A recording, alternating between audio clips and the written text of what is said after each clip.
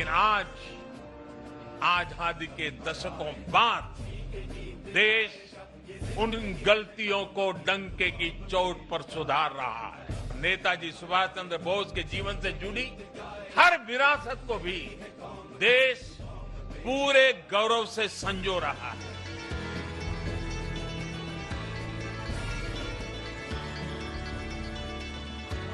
ये दृश्य नेताजी की होलोग्राम प्रतिमा का है, जिसका अनावरण 23 जनवरी को प्रधानमंत्री ने इंडिया गेट पर किया। देश के महानायक को देश के प्रतीक इंडिया गेट पर यूं श्रद्धांजलि दी गई। मौका पराक्रम दिवस का था और पीएम मोदी ने इशारे इशारे में कांग्रेस पर निशाना साधते हुए अतीत की भूल पर पड़ी धूल को साफ करने की बात कही।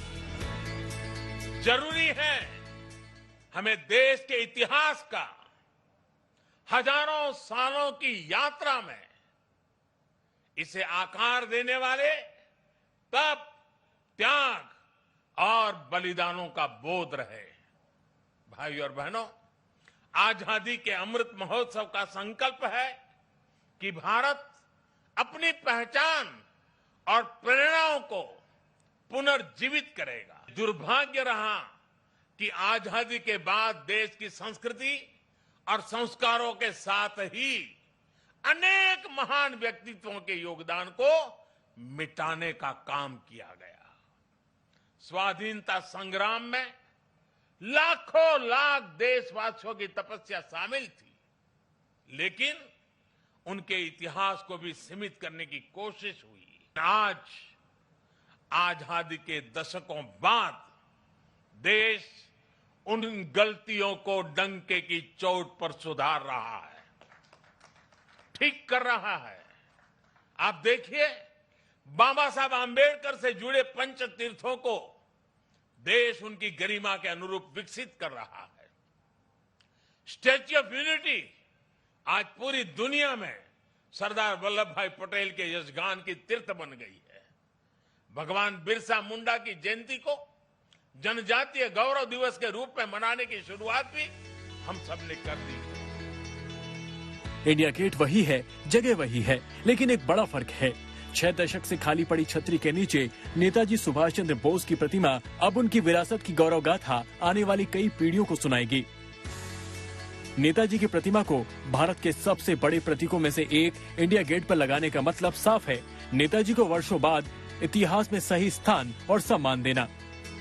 जिस स्थान पर कभी किंग जॉर्ज पंचम की मूर्ति लगाकर अंग्रेजों ने भारत को हमेशा गुलाम बनाए रखने का सपना देखा था, उसी स्थान पर आजादी के सपने को सिद्धि की ओर ले जाने वाले नेताजी की प्रतिमा लगाई गई। कालचक्र घूमा और नया इतिहास लिखा गया। इस छतरी के नीचे आजाद भारत में 21 वर्ष तक किंग जॉर्ज पंचम की मूर्ति मौजूद रही, जिसे 1968 में हटा दिया गया। तब से स्थान खाली था। अब यहीं पर महानायक की प्रतिमा न्यू इंडिया की नई सोच का परिचय दुनिया को कराएगी। वहीं कांग्रेस ने प्रधानमंत्री के आरोपों पर पलटवार किया, कहा अंग्रेजों का साथ देने वाले महानायकों पर ज्ञान देना बंद करें। ये सिर्फ ग्रेनाइट से बनी हुई प्रतिमा नहीं होगी। ये प्रतिमा देश के करोड़ों लोगों के मन में जो नेताजी के भाव पड़ा है, ये भाव की अभिव्यक्ति होगी। आज बहस कर रहे हैं कि नेताजी अच्छे हैं या गांधी जी अच्छे हैं या नेहरू जी अच्छे हैं। अरे साहब, आप क्या थे जब ये लोग सब अपने अपने तरीके से आंदोलन कर रहे थे? तो आप कहां थे? आप अंग्रेजों के आगे दूम हिला रहे थे। शर्म आनी चाहिए अब आपको आकर यहां बहस छेड़ने की। कम से कम हमारे आजादी के हीरोज को आपस में मत लड़ाओ। आखिर ये सुभाष चंद्र बोस की होलोग्राम वाली मूर्ति क्या है? आप जब इंडिया गेट जाएंगे तो मूर्ति कैसे दिखेगी, ये आपको बताते हैं। क्या होती है होलोग्राम मूर्ति? सबसे पहले समझिए, होलोग्राम तकनीक में प्रोजेक्ट्स का इस्तेमाल होता है।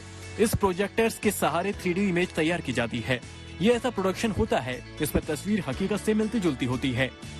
इसमें कई तरफ से प्रोजेक्टर्स के जरिए इमेज तैयार की जाती है। फिल्म वाले 3D में तो सिर्फ एक साइड से ही देखा जा सकता है, लेकिन होलोग्राम में कई साइड से देखा जा सकता है। जिस तरह एक मूर्ति लगी होती है वैसे ही मूर्ति होगी, लेकिन ये वर्चुअल रूप से तैयार की जाती है। नेताजी की होलोग्राम प्रतिमा का अनावरण हो गया। बहुत जल्द इस होलोग्राम प्रतिमा की जगह ग्रेनाइट से बनी भव्य प्रतिमा स्थापित की जाएगी। सरल शब्दों में समझें तो अभी जो होलोग्राम मूर्ति आपको नजर आ रही है, इसी होलोग्राम मूर्ति की जगह पर पत्थर की विशाल प्रतिमा लगाई जाएगी। आज तक ब्यूरो।